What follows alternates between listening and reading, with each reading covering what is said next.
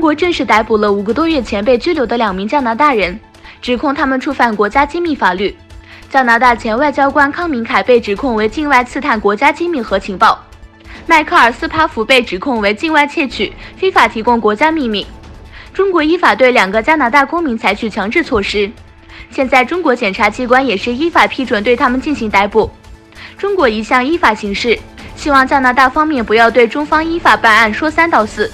中国外交部发言人卢康周四告诉记者，他没有提供进一步的信息。中国国务委员兼外长王毅称，中国和土耳其都是具有代表性的新兴市场国家和发展中大国。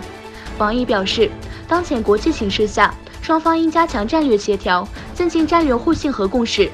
土耳其副外长额纳尔访问中国，并在北京中南海国宾馆受到中国国务委员兼外长王毅的接见。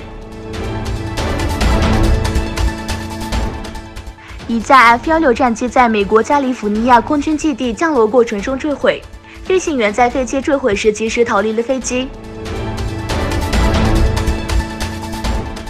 美国总统特朗普星期四宣布了一项对美国移民制度进行公平、现代和合法全面改革的提案。这项计划将取消目前为移民人数不足国家实施的绿卡抽签。特朗普在白宫玫瑰院说，随机选择违反了美国价值观，把许多有资格的潜在移民拒之门外，而这些人可以做出很多贡献。总统解释了他的移民制度，按照他的设想，移民审批程序将从优先考虑家庭关系和人道主义需求，转向吸引世界各地最优秀和最聪明的人。德国初创企业 Lilium 公布了该公司研发的5座空中出租车 Lilium Jet 首飞视频和技术细节。全自动驾驶是过于未来的话题，涉及安全问题的不确定性太多。我们首先将关注人工驾驶版本，以取得适航证。根据公司首席执行官兼联合创始人丹尼尔·维根的计划，2024年这款飞行器将进入量产阶段